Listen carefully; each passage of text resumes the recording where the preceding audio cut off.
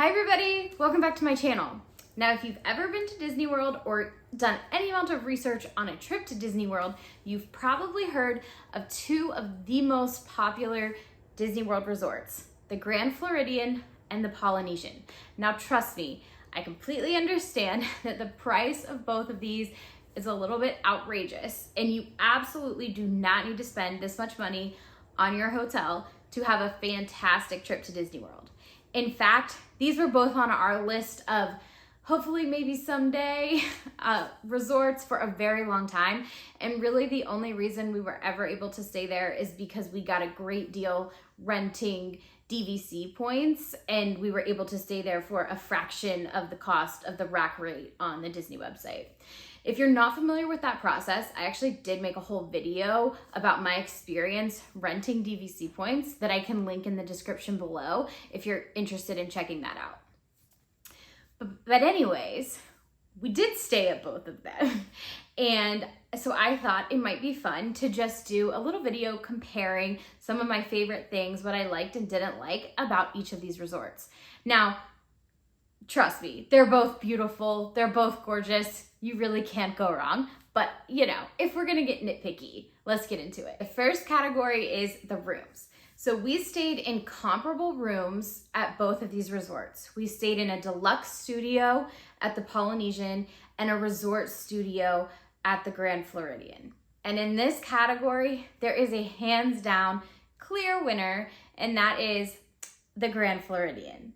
Now, the main reason for this huge win for the Grand Floridian is just the fact that the room actually had two real beds. I'm not sure if they were full-size beds or queen-size beds, but they were two actual beds, kind of like a regular hotel room would have. In the studio rooms at the Polynesian, you only get one real bed, and then the second bed is actually a sofa bed that pulls out of the couch. And we typically travel as a group of 3 adults, so having one real bed and one sofa bed is really not ideal because someone is always getting the short end of the stick and having to sleep on the sofa bed. And just in general, the room at the Grand Floridian just felt like it had so much more space compared to the room at the Polynesian. And I do believe both of these rooms actually have an option for a 5th person to sleep. In the Polynesian, it kind of pulls out of the wall, and then the Grand Floridian does have a couch that I do think can also turn into a 1-person bed. So I think they both actually sleep 5. But in that Polynesian room, you would have been tight with 5 people. And in the Grand Floridian, I feel like it really wouldn't have been that bad to have 5 people in there. So overall, gotta give this one to the Grand Floridian. And those resort studio rooms, I do believe they're pretty new and have recently been renovated to look like that. They are just gorgeous. So I highly recommend staying in one of those rooms if you do stay at the Grand Floridian. Next category is transportation. Now, both of these resorts are on the Magic Kingdom monorail loop, which is obviously a huge perk to staying at either one of these. It makes getting to the Magic Kingdom so convenient and so easy. And the Grand Floridian actually has a walking trail that is a nice short little walk, probably only about 15 minutes, and you can just get right to the park. And I think you can actually walk from the Polynesian too. It's just a little bit farther because you have to go from the Polynesian to the Grand Floridian, then to the park. So they both have super convenient options to get to the Magic Kingdom. However, Epcot is also on the monorail, but it's a separate monorail line. So from the resort lobbies, you can get on the Magic Kingdom monorail, and then you have to ride the loop and get off at the transportation center and transfer over to the Epcot monorail and then go on that line to get to Epcot, which is fine. It's a little inconvenient, but I mean, of course, it's not that bad. However, the Polynesian is situated pretty much right in between the Grand Floridian and the transportation center. So the Polynesian actually has a spot in the lobby that you can get on the Magic Kingdom loop, or you can also walk over to the transportation center and just get on the Epcot monorail directly and go straight there without transferring. And when we stayed at the Polynesian, our room was on the side of the resort closer to the transportation center. So it was a really quick walk. It was honestly probably about the same amount of time to get to the lobby as it was to get to the transportation center. So depending on where we were going, we would either walk over to the transportation center or use the monorail in the lobby, just depending on which one made more sense.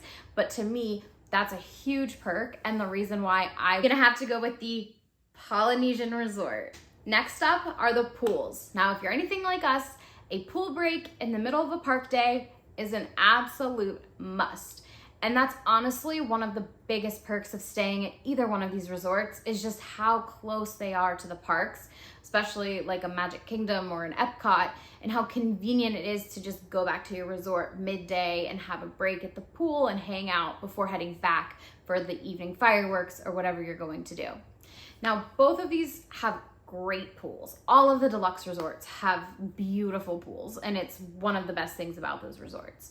And I would say the beach pool at Grand Floridian and then the lava pool at the Polynesian are very similar. They both have a really nice view of the lagoon, and they're just very nice pools. They both have a water slide, a lot of fun to hang out at either one of these pools.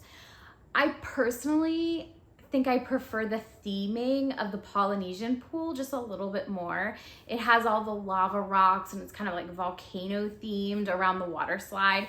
And to me, it's just really fun to hang out at that pool. So I'm gonna give this one to the Polynesian Resort. However, I would easily spend plenty of my time at either one of these pools. Next up is theming. Now, the theming of these resorts probably couldn't be any more different, but also I don't think it could be any more perfect. The Grand Floridian has that like old money, fancy, just a very elegant vibe, where the Polynesian is more tropical, vacation, tiki hut, like that kind of vibe. We actually stayed at the Grand Floridian at Christmas time, which that means we got the added bonus of the life-size gingerbread house and the giant Christmas tree and all the decorations. And obviously, you know, it was a bucket list item for me, as it is for many, many people, to just experience the Grand Floridian lobby at Christmas. You know, it's absolutely gorgeous. However, because of that, it is also absolutely crowded. And it doesn't matter if you're staying there or not, anyone is allowed to come and enjoy the lobby. And so it is a very popular place for so many people during Christmas time. And we were there, I think, the week right before Christmas. So peak time for people to be there doing Christmas things. And it was a zoo. And it made it to where we didn't even want to go anywhere near that area just because there were so many people and it was loud, and it just kind of took the magic of the Christmas out of it a little bit just because there were so many people. Now, I will say one night we went to the Christmas party at Magic Kingdom and we got back super late. It was probably like 1 a.m. when we actually got back to the hotel, and we walked through the lobby and there was no one in there, and it was beautiful and it was gorgeous, and that felt magical. And if you could have that feeling all day long, there wouldn't be a better place in the world to be. But just all those people, it's just, oh my goodness. And then on the other hand, the Polynesian, it feels like Aulani. So if you've ever been to Aulani, the two have so many similarities. And personally, I love them both. So it just brought back so many memories of Hawaii and Aulani and just that vibe that I just love. And the landscaping there was absolutely gorgeous. The tropical plants are just everywhere and they're beautiful. And my husband is really into plants, and he was in heaven walking around with his little plant identification app trying to figure out what everything was. And I mean, it's just gorgeous the way that they've landscaped it. And then at night, it's all lit up by tiki torches instead of lights, and it just feels like vacation. And it just feels like there's nothing in the world that matters. Everything is just okay, and it is relaxing, and just That is the vibe that I go on vacation to try to achieve. So, like I said, they're both fantastically themed, and this is probably just going to come down to personal preference. Which one do you prefer more? I personally have to go with the Polynesian resort just because I love the tropical feeling, and that is my ideal type of vacation vibe.